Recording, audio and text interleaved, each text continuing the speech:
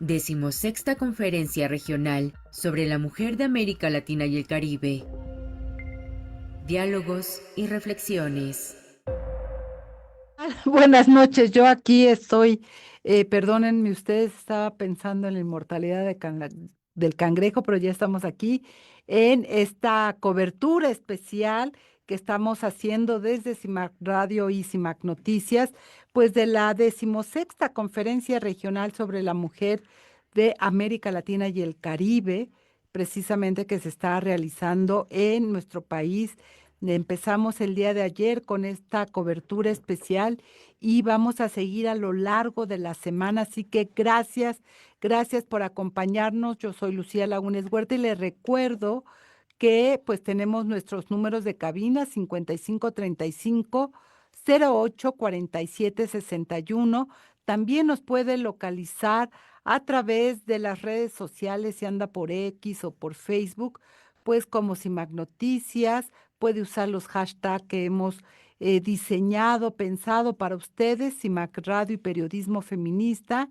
Y pues recordarle también y saludar de una vez a las audiencias que se suman a esta transmisión especial en Radio Monarca, en el 106.7 de FM, pues que esta radio está ubicada en el municipio de Contepec, en el estado de Michoacán de Ocampos. Saludos hasta allá y también a Radio Joco 106.9 de FM, que está ubicada precisamente en el municipio de Jocotitlán, Estado de México, y ya sabe que no ando solita. Por suerte vengo con dos super periodistas. Irenia Celestino, ¿cómo estás? Buenas tardes. Hola, ¿qué tal, Lucía? Un gusto, buenas noches a toda nuestra audiencia. Y nuestra queridísima Lisbeth Ortiz. ¿Qué tal? ¿Cómo estás, Liz? Encantada de conversar contigo siempre en tus mesas, Lucía. Y hola, Sire, buenas noches. Pues está bastante buena la agenda de esta mañana, de este día a lo largo. Ha estado pues con varios temas. No sé, arrancamos ya con las invitadas están o todavía no, ¿verdad? Ok, así que bueno, vamos a empezar porque déjenme compartir que hoy se inauguró formalmente el evento, fue en Presidencia, estuvo la presidenta Claudia Sheinbaum, un montón de mujeres, pero la crónica y el detalle la tiene Lisbeth Ortiz, quien después de mucho insistir, eso sí hay que decir, logró finalmente entrar como pues buena reportera que es a esta inauguración. Liz, ¿cómo lo viste? ¿Cuál es tu impresión de lo que ocurrió a las 11 de la mañana en el Salón Tesorería de Palacio Nacional? Pues muchas gracias por la oportunidad, Lucía. Así es, fue complicado el ingreso a Palacio Nacional. Los lugares estuvieron restringidos para la prensa, hubo muchas invitaciones directas. Pero bueno, pudimos entrar, la verdad es que fuimos muy poca prensa, si acaso 20 personas de prensa, pero bueno, debo de decir que em, desde el ingreso, desde la entrada, ya había mujeres defensoras haciendo alusión a, bueno, pues el desprecio que sentían por la CEPAL y lo decían directamente que las habían dejado fuera. Y bueno, a partir de ese momento, el evento ya una vez dentro de Presidencia, pues generó mucha algarabía, debo decirlo, hubo invitadas internacionales, bueno, de toda la región, y pues, debo decir que para mí ya al final de este evento, que realmente duró muy poco tiempo, pues considero que fue una oportunidad perdida para Claudia Sheinbaum Pardo porque, bueno, pues ella es la primera mujer presidenta en Norteamérica y además está siendo sede de la conferencia regional en la Ciudad de México y perdió una oportunidad valiosísima. Debo decir que parte del discurso que emitió, pues es una calca de otros eventos donde escuchamos la misma situación, que son la cartilla de las mujeres que la utilizan, digamos, la barajean para cualquier situación que se necesite. Y en esta ocasión, pues fue para el Sistema Nacional de Cuidados, pues hablaron de la cartilla de mujeres y hablaron de los centros libres y hablaron de las tejedoras de la patria, pero realmente no se abordó ningún tema en específico. Había bueno, pues expectativa de que quizá ella pudiera eh, hablar o dar alguna noticia de algún impulso para descongelar el Sistema Nacional de Cuidados del Congreso, y eso pues no sucedió. Desafortunadamente se perdió esa oportunidad, a pesar de la algarabía que había, porque sí, efectivamente, y se escuchaban mucho estos vítores de presidenta, presidenta. Sin embargo, esto pues dejó mucho que desear, desafortunadamente, porque eh, ella era el centro, Claudia Sheinbaum, por la importancia que tiene de su participación política en la región. Eh, Había muchas mujeres de cepa feministas que estaban ahí también con muchas ganas de escuchar lo que venía en esa inauguración. Y bueno, pues realmente incluso ella no mencionó que daba por iniciados los trabajos de la conferencia regional. eh, Fue muy escueta y me parece que olvidó prácticamente históricamente a las mujeres. Se le olvidaron, incluso tuvo que regresar en parte de su discurso que ya se había ido en la primera y la segunda transformación, regresa a decir, bueno, pues sí, sí, sí estuvieron en la historia también. eh, eh, yo creo que recordó en algún punto que no solamente, yo creo que es algo con lo que también todas las feministas y no feministas llegamos a tener, que podamos recontar la historia.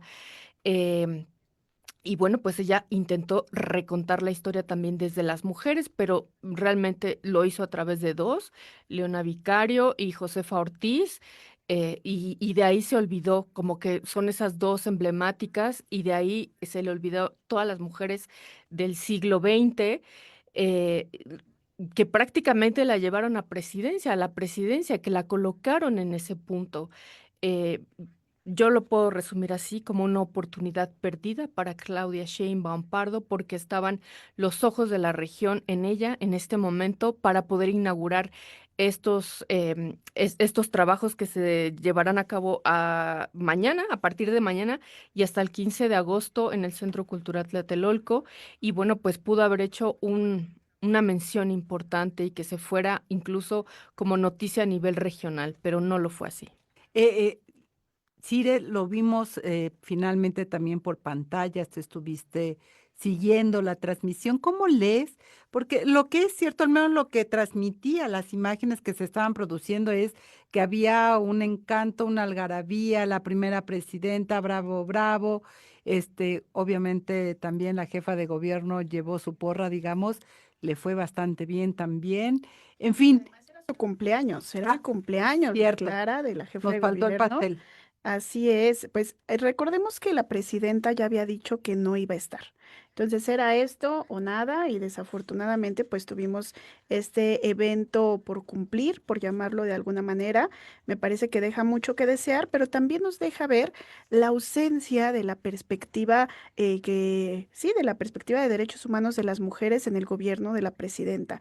Ayer en el foro en el que yo asistí, en el foro alterno, nos decía el diputado, pues sí, tenemos la presidenta, tenemos la Secretaría de las Mujeres. Sin embargo, ¿cuánto presupuesto tiene esta secretaría? Entonces son como estos información que vamos teniendo tipo gotero, que nos permiten ir viendo la ausencia de la perspectiva de derechos humanos de las mujeres, y queda también muy claro en dónde estamos encasilladas. Estamos encasilladas en tres cosas. Uno, la cartilla por los derechos humanos de las mujeres, que ya ha dicho bien mi compañera Lisbeth, que sale cuando hay que decir algo, sale la cartilla por los derechos humanos de las mujeres, las tejedoras de la patria, por supuesto, y el resumen o esta versión mini, súper reducida del sistema de cuidados, que son los centros de educación y cuidado infantil y los programas sociales. Y en los programas sociales, todas las poblaciones que quepan, ¿eh? O sea, porque no es únicamente de las mujeres, sino todas las poblaciones que quepan. Creo que nos deja mucho, mucho que desear. Y si quieren, escuchamos directamente a la presidenta en este fragmento donde dibuja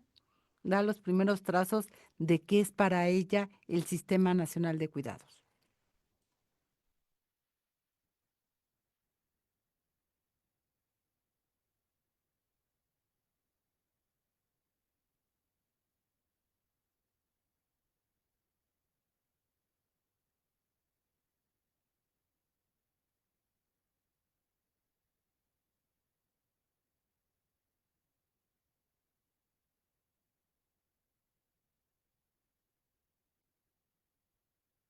De la mujer indígena en México. Y es esto, ¿no? Es mucho, bueno, ahí no habla del cuidados, más adelante tendremos el segmento tal vez de cuidados, pero este fragmento de reconocimiento de todas es un discurso, no sé, Liz, Sirenia, cómo lo leen, es un discurso donde el reconocimiento es exactamente de acuerdo a la visión histórica que esta corriente política de Morena ha construido. Es decir, la revolución, ahí se acaba el mundo, ¿no? Esas son las transformaciones, la reforma, etcétera. Y como bien lo señalaban, ¿no? El feminismo del siglo XX, que es el que coloca precisamente el andamiaje para todos los cambios nodales que hacen posible que en este país tengamos la primera presidenta, se omite completamente. Y eso desde el sexenio de Andrés Manuel a mí en lo personal me ha llamado mucho la atención porque es una etapa donde en México la democracia o la construcción de la democracia es muy importante. Es decir, toda esta reforma electoral, el reconocimiento de lo que era entonces la salida de Cuauhtémoc Cárdenas, etcétera, nada de eso se habla, ni con Andrés, ni ahora con la presidenta. Eso es a mí algo que me llama muchísimo la atención. Importancia de quienes colocan las narrativas, ¿no? Es decir, tenemos una narrativa presidencial de la 4T, en muchos otros discursos se ha dicho eso, la ciudadanía votó por la continuación de la 4T, el segundo piso de la 4T, y hoy dijo la presidenta, la ciudadanía eligió continuar con la transformación que inició AMLO y en México es tiempo de mujeres. Es decir, está la narrativa, pero seguimos sin saber cómo es ese tiempo de mujeres, en dónde estamos las mujeres, y lo que tenemos son estas salpicadas de las mujeres. Estamos, pues sí, en los programas sociales, pues sí, en la cartilla, y no hay más, ¿no? Porque también lo que hemos ido escuchando en los foros alternos son otros mensajes que contravienen este dicho de es tiempo de mujeres.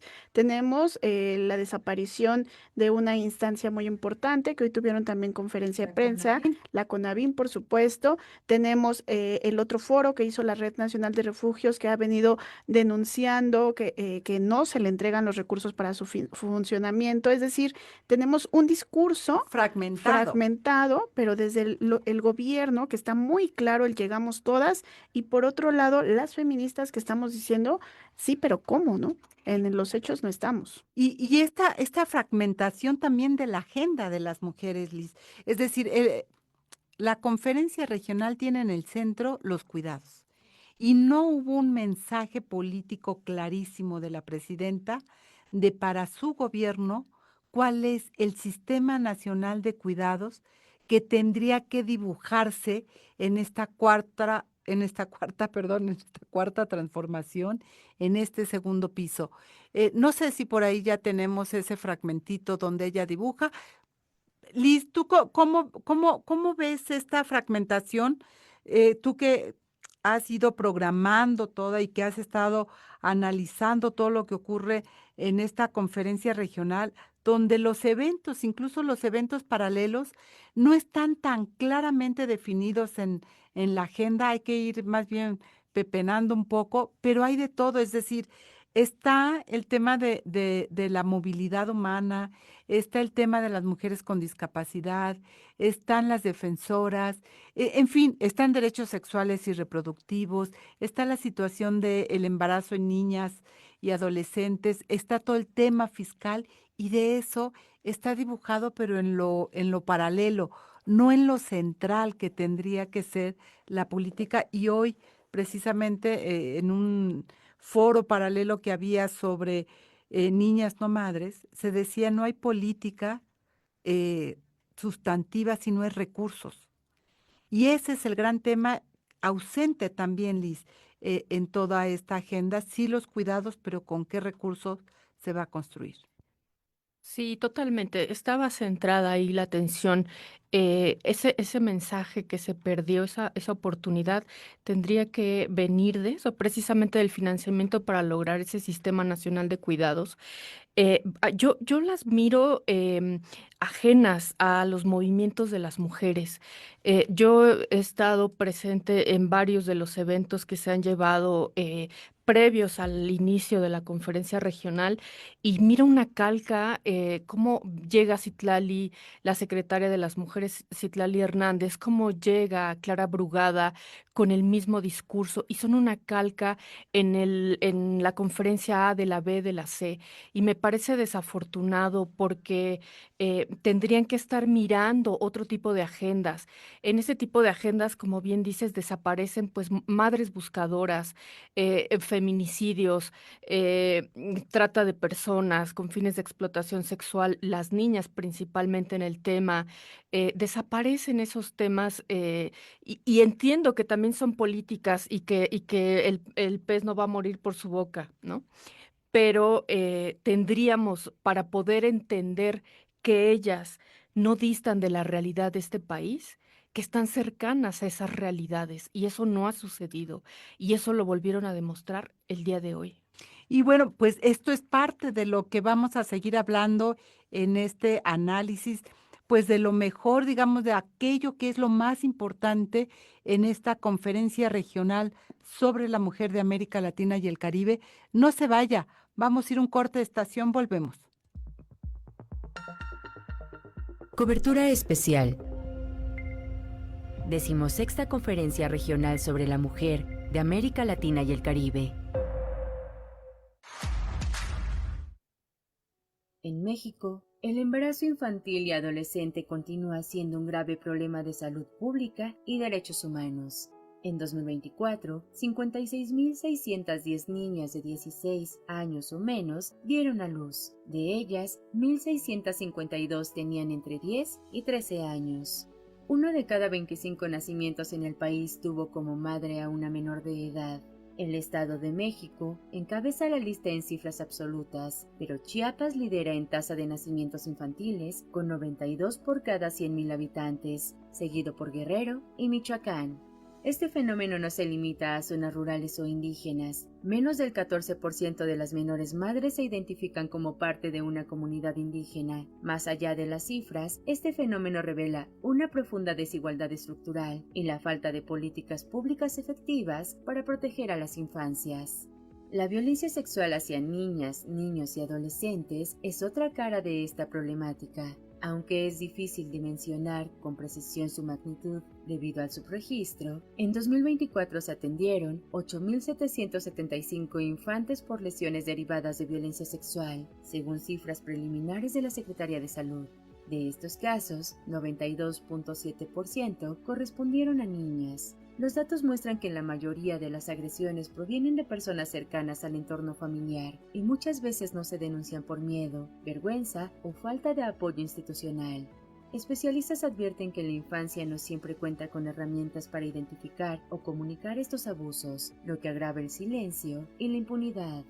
El matrimonio infantil, aunque prohibido legalmente desde 2016, sigue siendo una práctica vigente en muchas comunidades mexicanas. En 2024, 586 niñas menores de 16 años reportaron estar casadas y más de 40.000 vivían en unión libre con sus parejas. Estas uniones, en su mayoría forzadas, se relacionan estrechamente con el embarazo infantil, la pobreza, la falta de educación y la normalización de la violencia sexual. En muchos casos, estas niñas no eligen casarse, son orilladas a ello por contextos sociales, familiares o religiosos que priorizan los intereses de los adultos sobre los derechos de las infancias. Las estadísticas también revelan un alarmante patrón de diferencia de edad entre las madres adolescentes y los padres de sus hijos. En más de 1.000 casos, los hombres superaban los 30 años y en 10 de ellos, la diferencia de edad superaba los 50 años. Aunque algunos padres también eran adolescentes, en 20% de los casos ni siquiera se registró la edad del hombre, lo que impide conocer la magnitud real de las relaciones desiguales e incluso delictivas. En muchas comunidades el matrimonio informal o la unión libre continúan operando al margen de la ley y sin supervisión del Estado, perpetuando ciclos de violencia, abandono escolar y dependencia económica en niños que aún deberían estar en las aulas, no en roles adultos impuestos prematuramente. Atender esta problemática requiere de acciones integrales y sostenidas, fortalecer el acceso a la justicia, garantizar educación sexual desde la infancia, implementar campañas de prevención efectivas y asegurar que todas las niñas vivan libres de violencia. Ya estamos de regreso aquí. Recuerde 5535084761, nuestro número de contacto aquí en cabina, y también nos puede encontrar en las redes sociales. Si anda por X o por Facebook, nos puede encontrar como CIMAC Noticias y puede usar dos hashtags que hemos creado precisamente para mantenernos comunicadas. CIMAC Radio es uno de ellos y el segundo es Periodismo Feminista. Recordar que estamos pues también transmitiendo simultáneamente en Radio Monarca 106.7 de FM, ubicado en el municipio Contepec, en el estado de Michoacán de Ocampo, y también en Radio Joco 106.9 de FM, ubicado en el municipio de Jocotitlán, Estado de México. Y ya la cápsula nos hacía la introducción del tema que vamos a seguir, que es precisamente cuál es el contexto de estos matrimonios y embarazos forzados de niñas en la región. Es un tema que está colocado precisamente, lo decíamos hace unos minutos, en los foros paralelos, y agradecemos mucho a Sandy Cabrera Arteaga.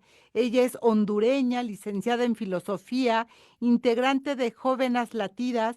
Bienvenida, Sandy, ¿cómo estás? Sandy, ¿nos escuchas? Hola, buenas noches. Muchas gracias, Pi. Muy bien. Estamos en México, varias compañeras de Jóvenes Latidas y yo, en el marco de la tercera conferencia para la mujer en Latinoamérica y el Caribe, y la agenda justamente este año es la temática de los cuidados. Entonces, ¿qué significa esto de que eh, la sociedad que sostenemos diariamente se sostiene, valga la redundancia, por los cuidados? O sea, la abuelita que se quedó cuidando al nieto para que su hija pueda, por ejemplo, seguir estudiando en la universidad, para poner un ejemplo. Claro, Y Sandy, decíamos, perdón que te interrumpa, decíamos que uno de los temas que se ha colocado precisamente es pues matrimonios y embarazos forzados en niñas.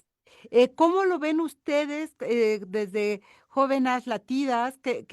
¿Cuál es el diagnóstico que se tiene de la región? ujú. Bueno, es algo peculiar porque si se compara a Latinoamérica y el Caribe con África o Asia en general, a donde ocurre matrimonios y uniones tempranas infantiles, ellos han progresado porque ha habido una agenda clara de cómo hacerlo, de cómo trabajarlo.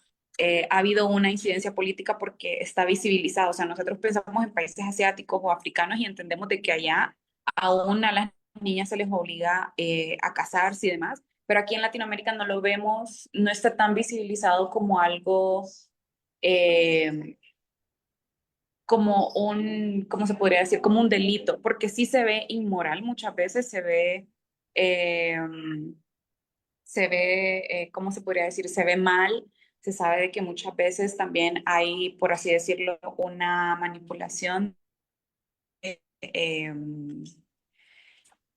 por así decirlo, la pareja masculina sobre la niña o la adolescente muchas veces, pero justamente como los gobiernos no se lo han tomado como una prioridad, no han habido avances. Entonces, en comparación con África y Asia, Latinoamérica y el Caribe no ha tenido avances significativos, y es por eso que desde el año eh,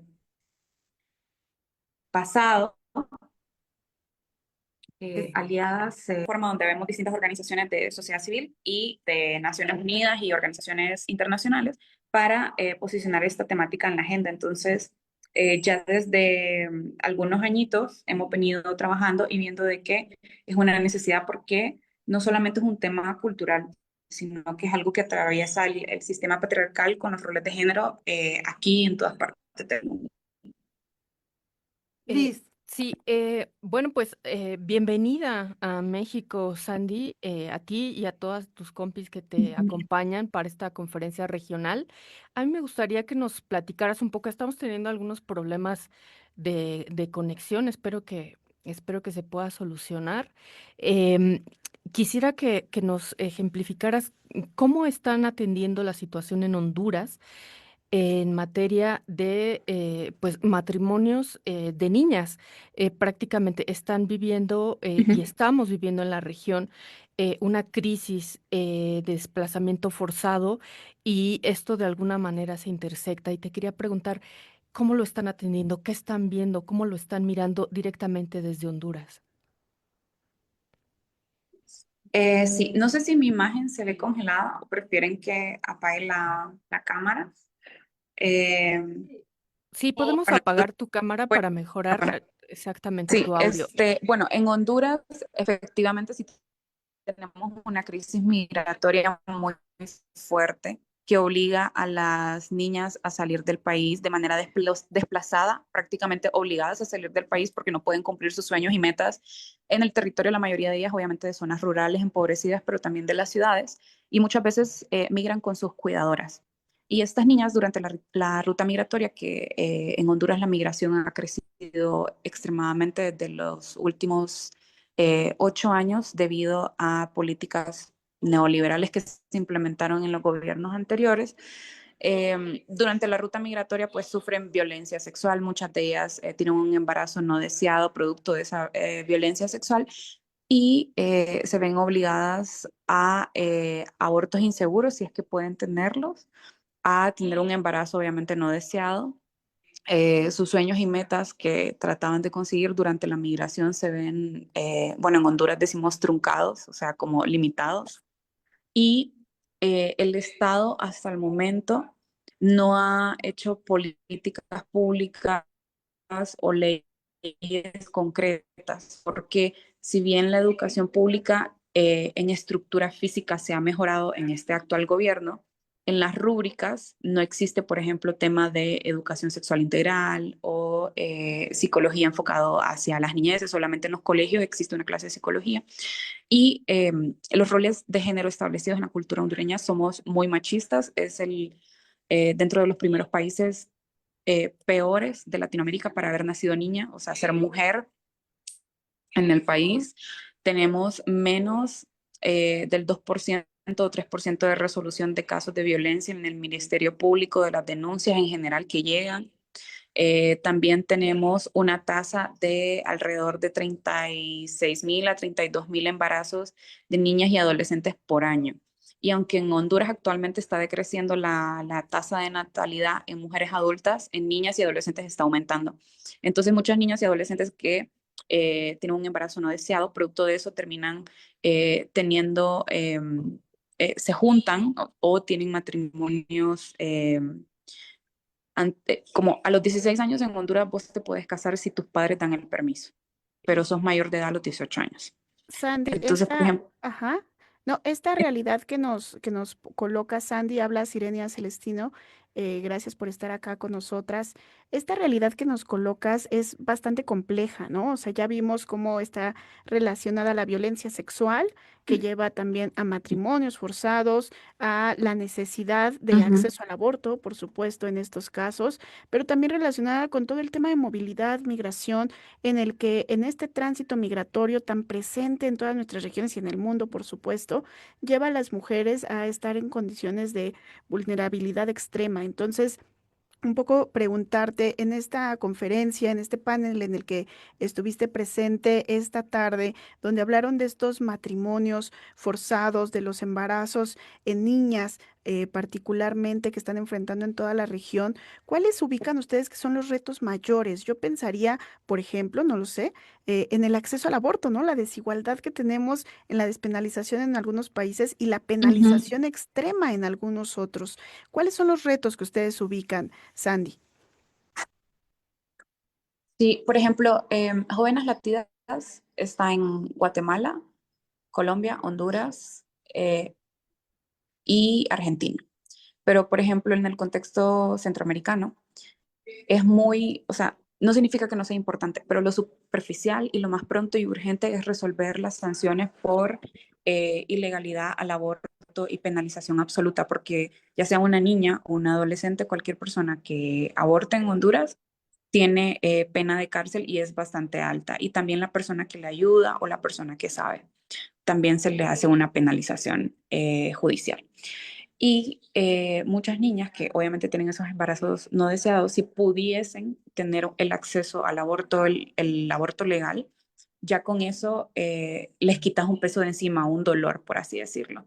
Pero de manera más estructural, el tener un buen acceso a la salud pública, a la educación pública, al desarrollo, a la recreación de las niñas y no inculcarles ciertos roles de género como en el cuidado, porque mucho del territorio de Honduras es zona rural, aunque haya otras ciudades, aparte de la ciudad capital, esas ciudades no son totalmente industrializadas, por así decirlo. Entonces muchas adolescentes se tienen que movilizar a las ciudades grandes para estudiar lo que quieren estudiar y luego a la ciudad principal para tener una carrera universitaria, por ejemplo, o seguirse desarrollando. Entonces, en lo primordial, derechos sexuales y reproductivos para todas, independientemente sean niñas, adolescentes o mujeres adultas, sin la restricción de verlo como, ay, es que es una niña y todo hay que decidirlo por ella, las personas adultas, cuando también las personas con las que viven esas niñas en sus hogares pueden ser sus mismos perpetuadores de violencia.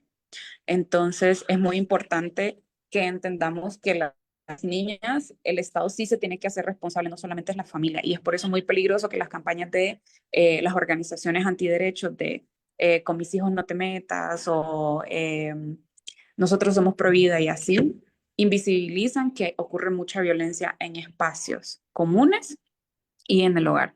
Entonces, mejorar los espacios de recreación para las niñas, acceso a la educación pública, acceso a una salud pública y mantener los derechos sexuales y reproductivos de las niñas en vigencia y con acceso es sumamente importante. Ahí está. Muchísimas gracias, Andy Cabrera Arteaga, de esta organización, ¿verdad? Tan importante en nuestra región, Jóvenes Latidas, que tiene presencia en varios países y que está atendiendo precisamente el acceso a la salud. Muchísimas gracias por acompañarnos, Andy. A ustedes muchas gracias por el espacio y gracias por habernos recibido en México y espero que este espacio de ustedes siga creciendo muchísimo. Muchísimas gracias y nos estaremos viendo en la conferencia. Y Sí. aprovecho para agradecer a todas las personas que nos están siguiendo en esta transmisión en vivo a través de Facebook Live. Vayan a CIMAC Noticias y por favor síganos, comenten esta transmisión. Agradecemos a Cristina Solano Díaz, que ella fue invitada a participar como representante también de mujeres indígenas, como parte de la delegación mexicana en esta conferencia regional de la mujer. Y a Sara Valdés, ella nos felicita por el análisis que estamos haciendo del discurso de la presidenta durante la inauguración.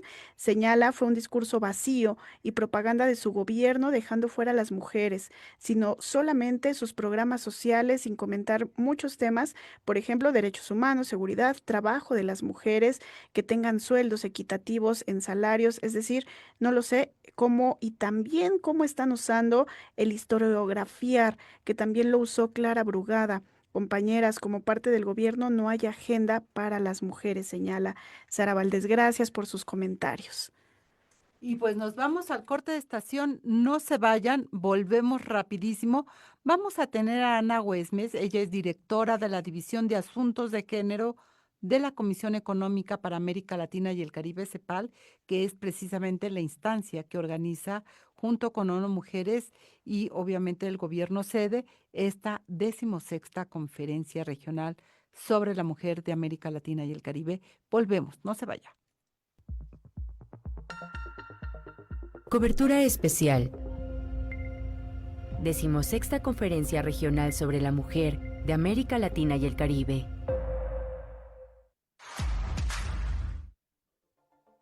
Han pasado 5 décadas desde que México fue sede de la primera Conferencia Mundial sobre la Mujer en 1975, un hito que sembró las bases para la igualdad de género a nivel internacional. En el caso mexicano, se han logrado avances importantes en materia de participación política, acceso a la educación y reformas legislativas, como la paridad constitucional y leyes contra la violencia de género. Sin embargo, persisten retrocesos estructurales, las brechas salariales, la violencia feminicida y la sobrecarga de cuidados siguen marcando la vida de millones de mujeres en el país. Uno de los compromisos centrales de aquella conferencia fue garantizar a las mujeres condiciones de igualdad, paz y desarrollo. En México, la representación política ha mejorado notablemente. En 2025 el Congreso de la Unión está conformado por 50.8% de mujeres y por primera vez una mujer ocupa la presidencia de la República. No obstante, el cumplimiento de los acuerdos no ha sido integral. La desigualdad económica se mantiene. Las mujeres ganan en promedio 34.2% menos que los hombres, según la Encuesta Nacional de Ingresos y Gastos de los Hogares 2024, incluso cuando tienen el mismo nivel educativo. En cuanto a la violencia de género, las cifras de 2025 revelan una crisis persistente. De acuerdo con datos del Secretariado Ejecutivo del Sistema Nacional de Seguridad Pública, cada día se reportan más de 550 denuncias por violencia familiar y 9 de cada 10 víctimas de delitos sexuales son mujeres. Además, el 66% de las mexicanas mayores de 15 años han experimentado al menos una forma de violencia a lo largo de su vida, según la Encuesta Nacional sobre la Dinámica de las Relaciones en los Hogares. La violencia feminicida continúa como uno de los mayores pendientes. Hasta julio de 2025 se registraron 540 casos de feminicidio en la República Mexicana. Estados como el Estado de México, Oaxaca y Veracruz concentran el mayor número de asesinatos de mujeres por razones de género. Organizaciones feministas han denunciado el subregistro y la reclasificación de crímenes que impide conocer la verdadera magnitud del problema. A pesar de los discursos oficiales, la impunidad sigue operando el 90% en la mayoría de los casos. Otro tema central en la agenda de igualdad de género, mencionado desde 1975, pero relegado durante décadas, es el sistema de cuidados. Actualmente, México no cuenta con un sistema nacional de cuidados plenamente implementado, aunque en 2020 se incluyó en la Ley General de Bienestar. En 2025, los cuidados continúan recayendo principalmente en las mujeres. 29.9% de las niñas y mujeres mayores de 12 años dedican tiempo diario al cuidado no remunerado de personas, frente al 10% de los hombres. La falta de infraestructura, servicios y corresponsabilidad institucional agrava la desigualdad en el uso del tiempo y limita el acceso de las mujeres al empleo formal. A medio siglo del encuentro que colocó a México en el mapa internacional de la lucha por los derechos de las mujeres, el país vive una dualidad. Por un lado, avances normativos e históricos. Por otro, realidades cotidianas marcadas por la violencia, la desigualdad y el trabajo de cuidados no reconocido. Fundamental es ir poco a poco avanzando en lo que hoy llamamos el sistema de cuidados. Hemos decidido orientar principalmente a lo que en algún momento se llamaron guarderías o espacios de cuidado para las niñas y los niños, ahora les llamamos centros de educación y cuidado infantil. Vamos a construir al menos... Bueno, aquí está parte del discurso que esta mañana dio Claudia Sheinbaum. Ella poco después habla la cantidad de estancias infantiles que iba a construir y demás. Y me parece que lo que se va colocando es pues el reto que implica precisamente colocar, construir el sistema en cualquier país, un sistema nacional de cuidados.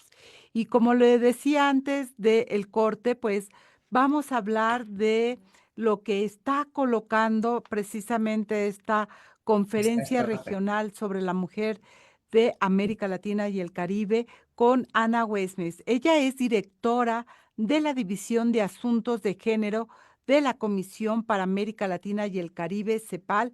Ana, buenas tardes, buenas noches. ¿Cómo estás? Tu micrófono está cerrado. Ya, hola Lucía, hola compañeras de CIMAC, qué gusto estar aquí un ratito con ustedes en un día tan emocionante, el Día Internacional de la Juventud y el día que inauguramos la Conferencia Regional sobre la Mujer de América Latina y el Caribe. Qué gusto. Gracias por estar, gracias por acompañarnos. Eh, ¿Cómo ves este reto del desarrollo de los sistemas de cuidado, de la construcción de la sociedad de cuidados que le implica a nuestra región, una de las regiones más desiguales, con enormes retos en materia de igualdad entre mujeres y hombres, violencia, etcétera? Tú lo conoces muy bien, conoces la región muy bien. Ana, conoces a México muy bien. ¿Qué retos ves precisamente desde este lugar de la CEPAL para los países de la región y construir esta apuesta de la sociedad de cuidados? No, muchas gracias, Lucía, porque bueno, a través de toda mi experiencia laboral en América Latina y el Caribe he pasado por países, territorios y ahora en la CEPAL, en la Comisión Económica para América Latina y el Caribe, dirigiendo, y de hecho es la única comisión que tiene una división de asuntos de género, digamos, al mismo nivel que otras divisiones. Y esta es una región que es, por un lado, única, porque ha sido una región que históricamente ha planteado la igualdad de género. Lo llevaron las diplomáticas del sur, Minerva Bernardino y Berta Lutz, a la Carta de las Naciones Unidas en 1945. México recibió la primera Conferencia Mundial sobre la Mujer en 1975, donde fue primera vez que se dijo que la igualdad de género era un pilar central del desarrollo, la igualdad y la paz. De esa conferencia salieron cosas muy bonitas como la CEDAW, que es nuestra Carta Magna, nuestra Convención de Derechos de las Mujeres. Salió la propia Conferencia Regional sobre la Mujer, somos la única región del mundo que la tiene.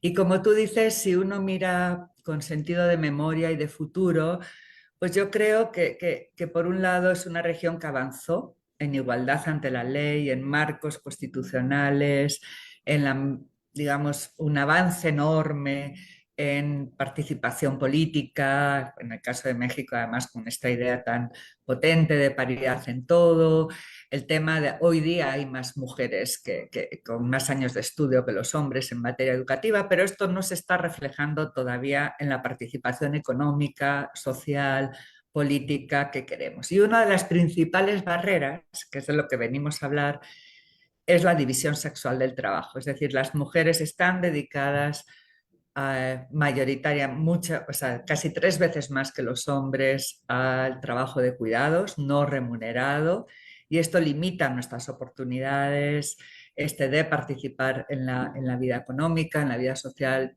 política. Entonces, la idea es cómo nos reunimos aquí, en este foro intergubernamental, que es activo, que es diverso, que es plural, que es de los gobiernos, pero donde llegan también las feministas, la sociedad civil, las sindicalistas, las niñas, las personas con discapacidad, para hablar de ese futuro que queremos, ¿no? Un futuro con igualdad sustantiva en los hechos y un futuro con este paradigma que yo diría, mi querida Lucía, que es un paradigma que sale de la región, porque esta región es la que planteó el derecho al cuidado por primera vez en el Compromiso de Brasilia en 2010, y hace apenas 2 semanas la Corte Interamericana de Derechos Humanos toma esta propuesta que viene de la Academia Feminista y que viene luego del acuerdo intergubernamental para decir que el derecho al cuidado es un derecho autónomo, que implica el derecho a cuidar, a ser cuidados y a ejercer el autocuidado. Y hace 3 años, en la última conferencia, que fue en Buenos Aires, en la 15ª, se avanzó aún más. Y aquí se sumó el aporte de los pueblos indígenas con esta idea del buen vivir.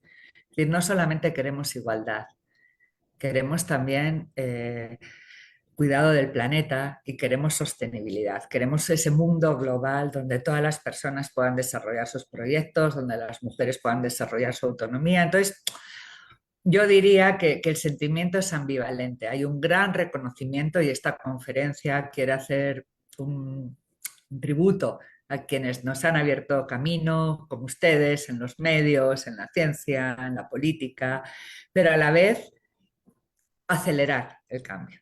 Yo creo que Ah, la palabra de esta conferencia es cómo hacerlo mejor y cómo hacerlo más rápido, ¿no? Para que efectivamente podamos ver la igualdad sustantiva y podamos ver esta sociedad que nos hemos imaginado y que es un sí. cambio de paradigma en los próximos años. Así es, Ana. Te habla Sirenia Celestino. En Hola, esta, Sireni. en esta tarde tuve la oportunidad de asistir a uno de los foros paralelos con defensoras de derechos humanos y hablábamos de la desigualdad que sigue enfrentando esta región, ¿no? Tenemos colonialismo, extractivismo, tenemos capitalismo, patriarcado, por supuesto, todas ellas basadas en el despojo y en la explotación de las mujeres. Y también vivimos en tiempos de guerra y de avance, de fundamentalismos que atentan contra estos avances que han tenido los derechos humanos de las mujeres. ¿Qué es lo que esperamos desde en esta conferencia? Tú bien lo has dicho, avanzar, ¿verdad? Avanzar, tener cambios, impulsar, pero ¿hacia dónde queremos dirigir? ¿Qué estrategias estás pensando desde la CEPAL y desde los países participantes en esta conferencia regional? Bueno, lo que se espera de esta conferencia van a ser 3 días de debates. Eh, Hay un hito histórico y es que es primera vez en los 50 años de esta conferencia que es recibida por una mujer presidenta. Yo creo que eso ya marca una diferencia y por una ciudad, por una jefa de gobierno que también ha puesto los cuidados en el centro del ordenamiento territorial y del pensamiento de la ciudad. ¿Qué se espera? 3 días de debate. La región es diversa, es plural, pero necesitamos construir un sentido de futuro común. Y como tú dices, Sirenia, en un contexto de guerras, de profundas desigualdades, de países con alto endeudamiento, ¿no? Con una arquitectura financiera internacional que limita las posibilidades de desarrollo en nuestros países, es cómo ponernos de acuerdo en ese horizonte común, que ya lo logramos de alguna manera hace 3 años, pero ahora es cómo hacerlo. La conferencia culmina con un segmento que se llama Memoria y Futuro, que justamente busca rendir homenaje y hacer un tributo a todas las mujeres, a todas las instituciones que desde la diplomacia, desde la sociedad civil, desde los gobiernos, desde el activismo, nos han ido abriendo puertas.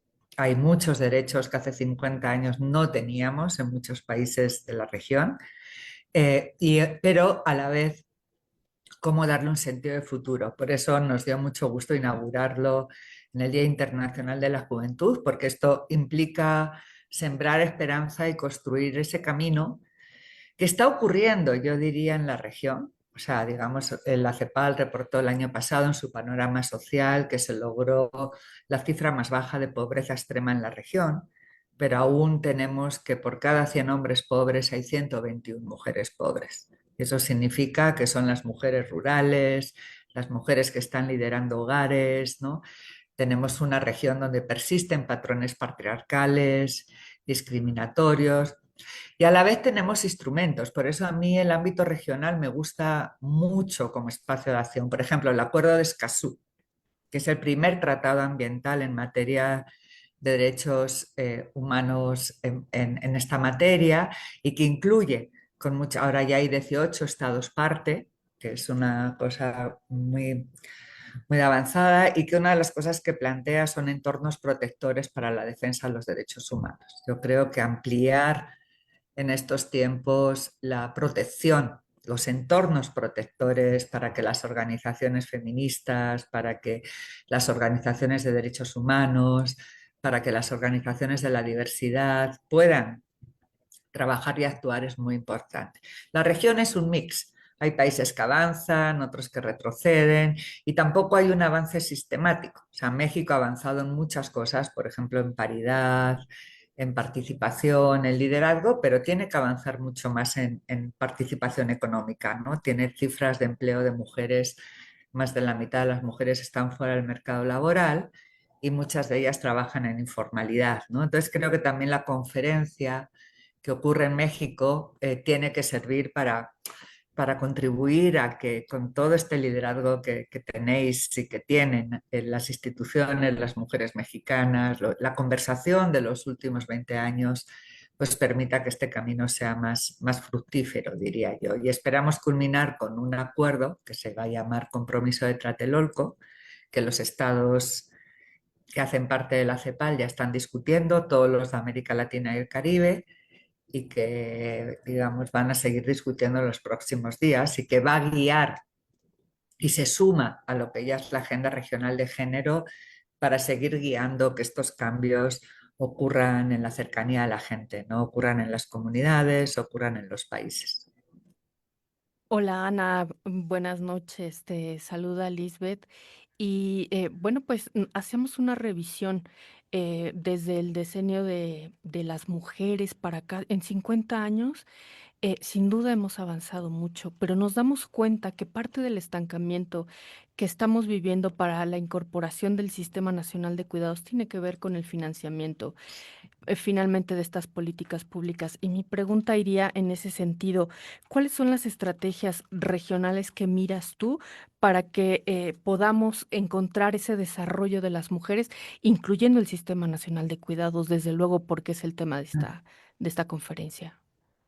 Efectivamente, Lisbeth, uno de los temas más centrales y que además nos lo han dicho las ministras y mecanismos para el adelanto de las mujeres y también la sociedad civil es el financiamiento, ¿no? Nosotros vamos a presentar mañana el documento de posición donde hemos hecho un cálculo con la OIT a través de un simulador que dice que para el 2035 tendríamos que alcanzar una inversión de aproximadamente el 4,7% del PIB para lograr estándares de calidad en atención y cuidado infantil y cuidados de larga duración. Eso implica que los países tienen que agregar al menos un 0,3 o un 0,4% cada año. Obviamente depende. Hay países que tienen mucha protección social, como el Uruguay, que necesitaría agregar menos, y otros países que parten de un sistema de protección social muy débil y de alta informalidad que tienen que agregar más, ¿no? Entonces, esa es una gran pregunta y no lo va a poder hacer el gobierno solo. Entonces, la respuesta es múltiple. Va desde soluciones de alivio de la deuda, reforma de la arquitectura financiera internacional, hasta empezar a retomar lo que fue el espíritu de Beijing, que es disminuir el gasto militar y digamos, agregar inversiones en lo que realmente importa, que es la vida. Y hoy hemos lanzado desde la CEPAL con el BID, con la CAF, que es la banca de desarrollo, y con México y con Chile, en calidad de países que presiden órganos intergubernamentales, un acelerador de inversiones de cuidados que lo que busca es establecer una comunidad de práctica, pero también medir, contar. Yo creo que una ventaja de la CEPAL y lo que hemos hecho hace muchos años es que pues también somos el repositorio de las estadísticas oficiales. Entonces tenemos el Observatorio de Igualdad de Género, donde damos un seguimiento a las 3 dimensiones de la autonomía a las mujeres, y ahora queremos empezar a medir cuánto se está invirtiendo en cuidados, ¿no? O sea, realmente no basta con inversiones puntuales, sino lo que estamos llamando en esta conferencia es a un acelerador de inversiones que implique más espacio fiscal en los países, y de hecho se está haciendo. Chile es un ejemplo, por ejemplo, que ha ampliado el espacio fiscal para invertir en cuidados. Hay otros países que están planteando, por ejemplo, mejorar sus sistemas previsionales y de pensiones, ¿no? Porque, bueno, una cosa que también vamos a presentar es que muchas veces las mujeres después de 80 años seguimos cuidando. O sea, no solamente cuidamos en nuestra etapa de mujeres adultas, sino que cuidamos siendo niñas, lo cual es inaceptable. Las niñas, sobre todo las niñas que se unen o casan o que son mamás adolescentes, pero también las abuelas cuidan, ¿no? Y entonces esto tiene que cambiar, y la gran apuesta de esta conferencia es hablar del cuidado como una obligación pública, como un derecho donde el Estado tiene que estar con mucha más presencia, porque hasta ahora los cuidados han sido sostenidos en los hogares y sostenidos sobre todo por el trabajo no remunerado de las mujeres, ¿no? Esta parte financiera que tú nos señalas, Ana, es todo un reto, ¿no? El incremento en el PIB de cada país, lo que le implica, pues eso genera una presión. y a lo mejor alguien que nos escuche dirá, pues mejor que todo se quede así, si finalmente las mujeres durante tantos años han cuidado desde niñas hasta que mueren, ¿no? Y eso a lo mejor va a implicar mayor impuestos, pues mejor que todo se quede así. ¿Qué implica si no se mueve nada y no logramos tener estas sociedades de cuidado para esta región de América Latina? Bueno, el costo de no hacer sería gravísimo. Tendríamos un envejecimiento sin dignidad, porque hay muchísimas personas mayores que no están llegando con ingresos. Tendríamos personas con dependencia, con discapacidad, absolutamente abandonadas. Tendríamos unas infancias, eh, digamos, en las que no se invierte. Y bueno, una de las cosas que vamos a conversar también en la conferencia es el valor que tiene actuar hoy, ¿no? Por ejemplo, hemos calculado que si se hiciera esta inversión en cuidados, se incrementaría el 12% del empleo en los países. Y la mayor parte de este empleo significaría para las mujeres, implicaría mayor reforma tributaria, implicaría mejor talento, porque invertir en la primera infancia no es un tema. Por eso estuvo bien hoy la presidenta Sheinbaum, que dijo, ya no se habla de guarderías, se habla de centros de cuidado y educación infantil, porque si hay una mejor inversión que pueden hacer los países, es en los primeros años de la vida, ¿no? Entonces creo que es muy profundo esto que estamos planteando y que los países lo están haciendo, desde las manzanas del cuidado en Bogotá hasta las utopías aquí de Iztapalapa, hasta los avances que se están haciendo en Montevideo, en República Dominicana, ahora Barbados, por ejemplo, porque esta es una conferencia también del Caribe, amplió la licencia paterna de 6 días a 3 semanas. Es decir, hay esfuerzos y es una región que lo está haciendo y está en el lado correcto de la historia. Yo creo que el punto del financiamiento, el punto de la gobernanza, el punto de cómo articular mejor lo que pasa a nivel nacional con lo que pasa en los municipios, en el caso de México, que es un país federal, además, en el caso de los estados, ¿no? Entonces, esta conferencia lo que busca es mover, aglutinar, generar alianzas, compartir ideas, buenas prácticas, pero sobre todo activar, sumar compromisos colectivos. No lo va a lograr el gobierno solo. Necesitamos a los hombres y a los jóvenes como aliados, necesitamos a las cooperativas, a los sindicatos, a las trabajadoras del hogar, digamos, al sector privado, ¿no? A todos los socios. Ana Huesmes, pues muchísimas gracias por esta No, a ustedes. conversación. Pues esto, digamos, veremos el viernes a qué conclusión se logra aterrizar, qué compromisos se van a ir logrando y pues como todo después de estas conferencias internacionales, el reto es el seguimiento para su cumplimiento. Te agradecemos muchísimo que hayas estado esta tarde-noche con nosotras y con la audiencia. Pues seguiremos conversando, Ana. No, a ustedes y muchas gracias a CIMAC, a todas ustedes como periodistas por dar cobertura día a día, evento a evento. Están pasando muchas cosas, da emoción y sobre todo nos llama a una acción urgente. Entonces seguimos construyendo juntas. Muchas gracias. Gracias, Ana Wesman, directora de la División de Asuntos de Género de la Comisión Económica para América Latina y el Caribe. Que tengas bonita noche. Buenas noches. Y bueno, pues nosotras vamos llegando, Sirenia, Lisbeth, al final también del programa. Mañana una agenda que ya la señalaba Sire, pues corre ya formalmente los trabajos de este foro y la discusión de lo que nos estaba diciendo Ana, de este consenso de Tlatelolco que va a empezar, bueno, que ya empezó, ya lo tienen, ya va el borrador 01 para la discusión en pues con los gobiernos, con las delegaciones oficiales que están ahí y que ya iremos comentando, pues lo que vaya ocurriendo día a día. Gracias, Irenia, por estar, gracias, Lisbeth, por estar. Muchas gracias. Un gusto. Y bueno, pues a la producción de este programa que corrió a cargo de Lucero Zamora, en la asistencia de producción Saraí Nicanor y Abril Holguín. Gracias, Marlene Galván, quien realizó las cápsulas informativas. Y nos vemos y nos escuchamos mañana en punto de las 19:30 horas, aquí en esta cobertura especial que desde CIMAC, CIMAC Noticias y CIMAC Radio, pues estamos realizando sobre esta conferencia regional sobre la mujer de América Latina y el Caribe, y gracias a quienes se conectan a través de Facebook Live y quien nos sigue también a través de las distintas plataformas. Tenga excelente noche. Nos vemos mañana. 16ª Conferencia Regional sobre la Mujer de América Latina y el Caribe. Diálogos y reflexiones.